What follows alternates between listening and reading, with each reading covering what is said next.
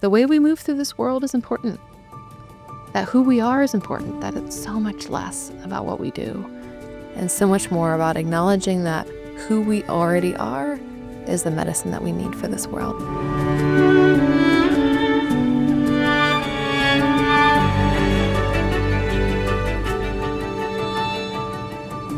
Hello and welcome back to Remember Why You're Here, a podcast for seekers and sensitives where you can relax, receive, reconnect to yourself, and remember the most important thing of all, why you're here. I'm Asia Suler, teacher, author, Earth Intuitive, and in this episode today, we're going to talk about something that's been really helpful for me for a long time, but especially recently. It's something I've been reminding myself of a lot, and that's this concept that it's not what you do, but how you do it. And I find that this concept is important for everybody, but is especially super important for other empaths and sensitives. Okay, before we really launch in though, I just want to take a moment and say thank you to everyone who has left a rating or review for this podcast so far. I cannot express what it has meant to me. It has literally felt like y'all have sprinkled Remember Why You're Here fairy dust over my life to help me remember why I'm here. So thank you so much for that. And there's so many amazing reviews, but I just wanted to read this one excerpt of one that I read today that just made my day. Okay, this is from Valerie. And here's what she said. I am absolutely delighted by this new offering of hope and compassion and clarity during a time that can feel anything but hopeful or clear. It will be the first thing I listen to each week, and after only 3 episodes, it already feels like a pivotal part of my personal journey, a handhold of joy, a roadmap back to myself. Valerie, thank you. Thank you for that reminder of why I'm here, and thank you to everybody so far who has left a rating or review. Just such a gift, such a gift. Okay, so let's get into this episode together.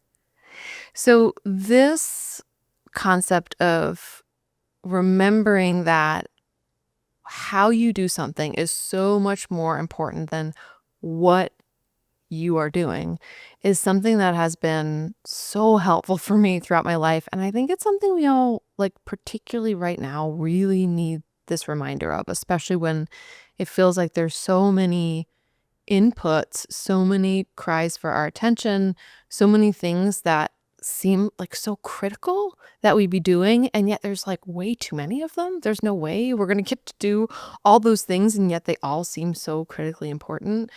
And in this time where it can just feel like we're surrounded by too muchness, just this too muchness of all the things that we're supposed to be doing, it's such a rewrite and reframe and resurrection to remember that the most important thing is not what you do, but how you do it. And a reminder of this really came in strongly for me when I was listening to another podcast called Tell Me About Your Pain by Alan Gordon and Alon Ziv in collaboration with Curable. The podcast is about chronic pain. Chronic pain has been a really big part of my life's journey. And in the podcast, which was a limited edition series, they're guiding people through exercises and reframes that are really helpful for releasing chronic pain. And this was one of the things that they highlighted, especially for people who are dealing with pain and who are really working on rewriting major patterns within their systems, like chronic pain as often a neuroplastic type of pain is something that lives in our nervous systems and our brains. And a lot of it is about learning how to rewrite deeply set patterns to release this holding pattern in your body. And I wasn't surprised, but I was so delighted to hear them talk about this again. And in this context of remembering that how you do something is more important than what you do, in the context of literally healing pain inside of our bodies. I think that this reframe and remembrance is so important for sensitives and empaths and seekers, because what I have seen over my years of guiding so many different people is that the folks that I tend to work with and that I feel like are drawn to this world of healing, we tend to be those who care a lot and who really are dedicating ourselves to our own personal healing, to the healing of the world, and sometimes are very much overachievers, have built a life out of, getting the homework done, out of understanding the assignment. And so it can become a pattern where we actually stack up way more on our to-do list than we could ever possibly accomplish. And we start feeling like this is our job, right? This is why we're here. This is what we have to do. And the doing of the thing is the most important. And sometimes it can feel like pressure. And sometimes we don't even realize that we're creating that pressure on ourselves because we've kind of tricked ourselves into thinking, oh no, but these are just all things I'm excited about doing. And while that may be true, ultimately, if we tune into often our nervous system, the gentler sides of ourself, what we're finding is that we're feeling overwhelmed by the too muchness of all the things that we think we have to do. And this can come up so profoundly on the healing journey. And I can attest to this very strongly myself as someone who's dealt with chronic pain and chronic illness, that there's a part of me that always wants to be the A student. Like I'll do all the exercises. I'll do all the things. And what I've noticed, and actually what they spoke to in this podcast, was that mentality itself can actually be a contributor to continuing or worsening symptoms. In my case of chronic pain and chronic illness, but for you, it might look like something different. And so I really started to notice this. And you might notice it too, the more that I talk about it. So here's a good example from my life.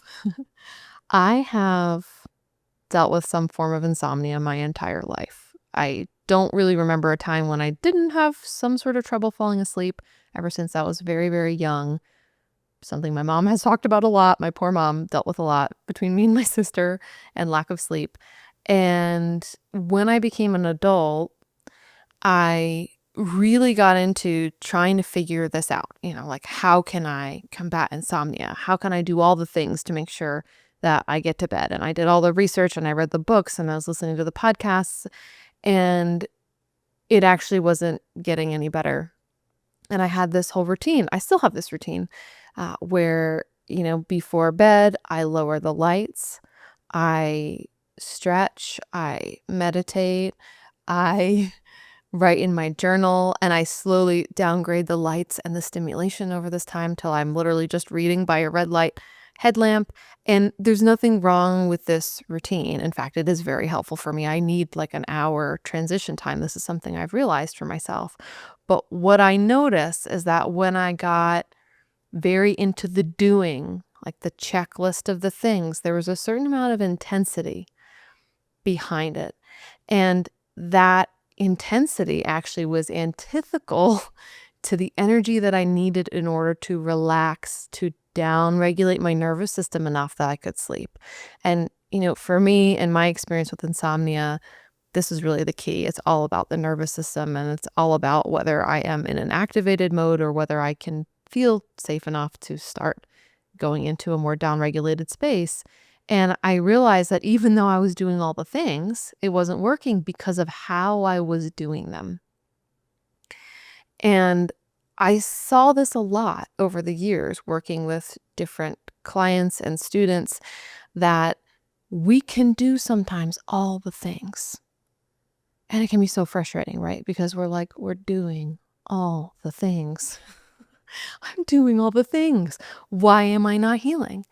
And it's because it's the way that we're doing it. It's because there's a certain amount of intensity behind what we're doing that is actually antithetical, right, to what our bodies, our psyches, our spirits are needing in order to heal. And so this is really important for the healing journey, but I also think it's really important for our life in general, like how we live into our mission, how we live into our purpose here on this planet. One thing that I see over and over again with sensitives intuitive seekers is that we're often really hard on ourselves. I mean, just blanket statement, hard on ourselves, but also hard on ourselves when it comes to like our purpose. There's this deep, intense push inside of ourselves to find our purpose, to be on our mission, to understand why we're here. And so there's this constant drive, right? The seeking of like, what is the mission? What is the purpose? How do I know when I'm on it? I want to live up to like my soul's potential in this lifetime. That's something I've always felt really deeply. And I know a lot of you feel that too.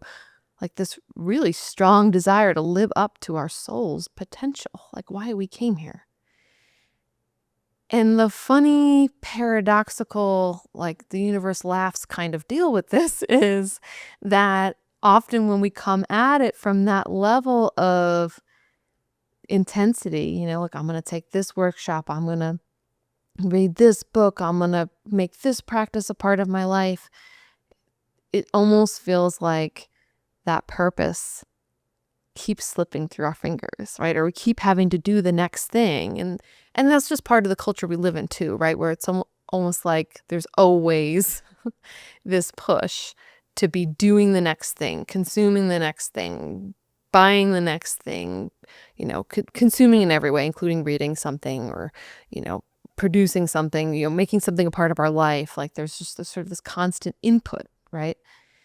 And yet the reality is that it's just so much more about how we're doing things. We could be doing way less, actually, than we often think we're supposed to be doing if we just pay attention to how we're doing it. And this can be challenging because when we slow down to pay attention to how we're doing something, that's when all the feelings can arise, including sometimes the feeling of frustration, right? Of like, why isn't this happening more quickly? Why am I struggling so much? Like, I want to be at this place. I want to be at point, C, but I'm still at point A. Like, why is that? And what I have found, and the way I've described it before, is almost like there's a river or a creek or a stream, a spring-fed stream that you're here to drink from. And like that stream is actually like your own center of self. It's this place of calm and peace and well-being.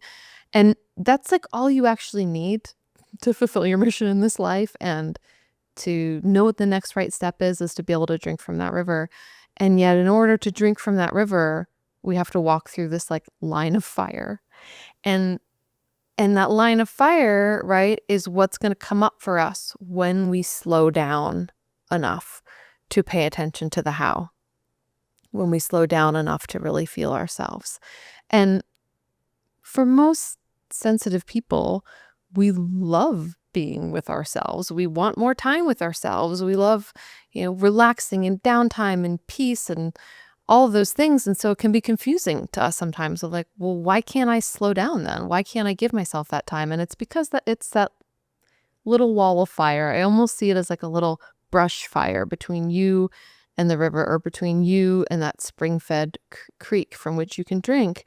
And we have to be willing to walk through it. And the intensity of it, the discomfort of it won't last.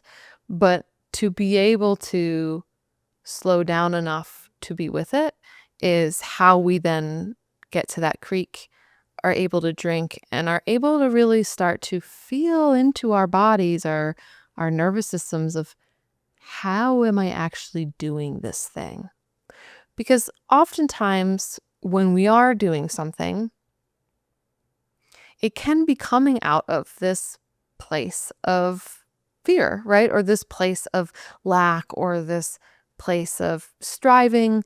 A lot of us have programs around doing and feel very safe in doing. I know I do. I was literally a straight A student in high school. It was very much for me like I conceived of getting good grades and being able to get into whatever college I want as like my ticket out of a very difficult situation in my teenage years, a difficult time in my life. And so I had a lot of overlapping programs around doing as being something that keeps me safe. Busyness as sort of a trauma response. A lot of us have this. And so the slowing down to feel the how there might be a level of discomfort that comes up with that. But if that happens, no, you're not messing it up. You're not messing up the how. It's like we have to feel that first layer of whatever part of us is saying, oh, this is scary. This is scary to slow down. This is scary to do less. What's going to happen? Is everything going to fall apart? And to just be with that part of ourselves. Sometimes it's helpful to even imagine that part, to give a face, a body to that part. Maybe it's a part of you, a different point in your life. Maybe it won't look like you at all. Maybe it'll be, an animal or somebody else. But to just imagine that part and just sit with them and hear them out and say, that makes sense. Whatever they're telling you about why this is scary, to just say that makes sense. And often if we are sitting with the part of us that is scared of slowing down, if we sit with them long enough, they'll feel seen and heard and safe enough that we can continue to walk to that stream. In a lot of ways, this is an invitation to be in our bodies. How, when you think about how, the invitation of how instead of what, how is a very somatic word, right? I can literally see bodies in motion when I say how. It is this invitation to be in our bodies. And yeah, that invitation will bring stuff up. But that's the journey. That's the secret, right? That's the journey, is we're coming here as souls on a mission in this planet. We're coming here to be in a body. That was the delight. That was the opportunity. And so the more we get into our bodies and explore the how, the more we're just naturally fulfilling this mission. It's almost this concept of what if the whole mission was just you being in the how? What if that was the whole mission, right? Of you just getting into a body, having a life experience, and really being attuned to how you are doing things. And what I have found is that when we can connect to the how, it ripples out these effects in every other area of our life. If we give ourselves permission to slow down enough to be in the how in one area, maybe it's in our work life or in our relationships, that will ripple out into all these other places. It will ripple out into other relationships, into our career, into our creative projects, into our healing journey, into how we see the world. So when we ground in how, it's we're really grounding in our soul's perspective of this life. And that's something that I think is important for us to remember, especially as we're inside of this podcast. Remember why you're here, and its whole purpose is to help you reconnect and remember to that, is that our missions in this life are not so much about what. I really don't think they are. I think that the what is a pretty package that can change over time. What role you're playing, what job you're in. It's fun, fancy dress-up clothes. But on a soul level, it's so much more about the how. That's what we came here to learn, is how to be in a body, how to remain connected to ourselves, how to remain connected to love as we do the things that we do. Over the years, I've loved listening to near-death experiences or NDE experiences. I first started being fascinated by near-death experiences in my teen years. I think I was probably 14 years old when I read Raymond Moody's book about near-death experiences and Elizabeth Kubler-Ross. And I just remember thinking this. Not only do I love these stories, right, of dying and going home, dying and remembering your purpose, dying and seeing the wider picture, but it brought up this full body wave of remembrance inside of me. And it was a very somatic experience of just I remember this. I remember what this was like. And so I've always been fascinated by NDEs and people's accounts of their NDEs. It's one of the things that I do when I'm struggling with life on earth is I'll listen to some NDEs. I find them to be very uplifting and such a good reminder. But one of the things I see over and over again in accounts of near-death experiences is people talking about exactly this, that they die and have these life review experiences where they're overlooking their whole life and they realize all along it was never about what they did. It was entirely about how they did it. And that's such a reframe for our culture that we live in, right? Where there's just so much pressure on what you do. And it seems like that pressure comes from all sides, right? It's like we might have had a certain kind of pressure from our family or our society, our community growing up of what, the right kind of doing looks like, what kind of achieving, what kind of doing. But then we move into other worlds, maybe healing worlds, maybe creative worlds, maybe worlds of activism. And then there's other layers of what we need to be doing, different kinds of things, but it's still a list, right, of what we need to be doing. Like, what if the most radical thing of all is reframing all of that? Like, it's actually not at all about what I do, but how I do it. And it reminds me of this one time when I was traveling in Japan. I got to sit in a Japanese tea ceremony. And I'd never been in a Japanese tea ceremony before. And I was really struck by how simple the ceremony actually was, but how powerful it was because there was so much intention. There was so much emphasis on the how in every single movement, like the picking up of a whisk and the putting back down of that same whisk. It was poetry. It was pure poetry watching this tea master operate. And it was entirely out of the space of paying such exquisite detail to the how. Such exquisite detail.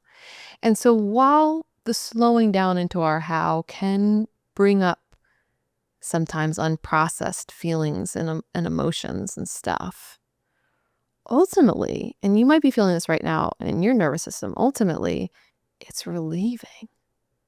Isn't it relieving to remember that, like, oh, I actually could never fail because it's not about what I do or don't do. It's about how I do the thing. And the how is this evolving process. It's like, as long as I'm paying attention to it, as long as I'm really paying attention to how, I'm doing it right. Because ultimately, what we would like is to be doing things out of a place of peace and love and compassionness and openness and centeredness. But we might not always feel that right away. But us just paying attention to how we are feeling is how we get there. It's almost like the road we can't help but travel down. Our natural state as spiritual beings, as souls, is one of love, acceptance, openness, freedom, centeredness. And so anytime we just pay attention, actually, to what's going on inside of us, anytime we pay attention to the how, it's like it naturally just leads us to that place. And it might not be right away. But that's always where every single road is going. Every single path is going. That is always where you're going. It's where you come from. It's where you're going. It's the ultimate reality that surrounds you at all times. And so I invite you today to really think about the things that maybe you want to do in your life. And I'm sure you have a list. I have a list. I have a long list. But to ask yourself, with the things on that list, and how do I want to do them? Because I've seen this over and over again. I've seen this in my business, that when I do something because I'm trying to get it done and I am crossing it off the list and it feels urgent in some way, that thing only goes so far. But when I do something from this almost like fluid flow, like I think about like someone practicing a martial art, that kind of energy behind something. When I'm really in tune with the how I want to be doing it, how I want to be feeling when I put it out into the world, it goes so much further. So you're amplifying anything you do by just paying attention to this how, giving yourself permission to let go of all the what, all the things on the to-do list, and just paying attention to the how. And so asking yourself maybe today, out of that list of things, what is the most important thing that you want to do? And then ask yourself, like, how in your ideal world would you want to do it? Like, how would you feel inside of yourself? What would that feel like in your body to do it that way? To get specific, if you can, with sensations that you would want to be feeling in your body. How would you want to feel in your body? How would you want to feel in your life? How would you want to feel in your relationships? How would you want to feel at the end of the day when you're going to bed? And like really feel this right now if you can, if you have a moment and the time. And now that you've felt it, reframe it and realize that that's actually what you want to do. Is you want to feel that way. You want to do things in a way where you're able to feel that way, to connect into the how. And you have the ability to do this because this is your birthright. This is just who you naturally are. It's allowing who you naturally are to be inside of everything that you do. And so to ask yourself in this moment, like, in what ways can I protect my how? Because we do live in a world where there is so much pressure. There's a lot of fear. There's a lot of urgency, and it makes sense why it's there. It makes complete sense. And we will have to continually do this work of protecting how we want to do things, of reminding ourselves that it's important. This how is actually super important in this world. Because at the end of the day, it's not what you do that will help heal the world. It's how you do it. And we can see this in every single facet of the world. I think about, for example, gardening. And the idea of building soil, rebuilding soil. It's not like what I produce in my garden. Like ideally, sure, I'd love to be able to feed myself from the garden and sort of exit some of these like global food systems that we're a part of that are just not good, right? Not sustainable, not going to last, not beneficial pretty much for anybody. And yet, like when we get so focused on the what we're producing in this garden, right, we can really forget the how, the process, the slowing down enough that like I'm actually building soil. This is regenerative. I'm feeding the earth as I do it. We've forgotten the energy of how in our world today, and the energy of how. That energy where we're invited to slow down, connect to ourselves, be aware of our inner states, that's what's going to shift the world. And so every time you're willing to connect back into your how, to give yourself permission to realize that it is how you do something and not what you do, that's the most important, you are healing the world. So thank you for tuning in to this podcast today, for spending this time to be in your how, to attune to your inner environment. It's such an honor to be here with you. It is such a reminder for me of why I'm here. And it's been such a delight. And a reminder that I have a voicemail now. So you can leave me a voice message. If you just go to asiasuler.com/remember, you will find my voice answering machine there. You can leave me a voice message. I have been getting messages that have been so fun so far. And one thing I'm going to be doing is sharing some messages here on the podcast, possibly doing some Q&A this way, expanding on topics that people want expansion on. And also, having some feedback or follow-up information on the things that are really lighting people up. So in my intuitive reading for March this year, somebody asked me to share my recipe for bee balm pesto. And so I did that over on my newsletter. So that's another really great thing. If you want like all the updates that I will be doing as I get these voice messages, all the auxiliary recipes, info, just the gathering that happens there, then definitely come on over and sign up for my newsletter. That sign up is on the website. You can go to asiasuler.com/inner circle and it'll take you right there. And that's really one of my favorite ways to keep in contact and to be in connection with you. So thank you for being here. Thank you for taking time out of your day to sit in this moment with me, to remember our hows, to remember that the way we move through this world is important, that who we are is important, that it's so much less about what we do and so much more about acknowledging that who we already are is the medicine that we need for this world. So I am going to be tuning in next time with a really exciting announcement of something that I've been working on for so long. So tune in for that next week. I have butterflies in my stomach just talking about it, but I'm so excited. I cannot wait to just spill the beans. So with that, I hope you have a wonderful rest of your day, and I'll see you next time on Remember Why You're Here.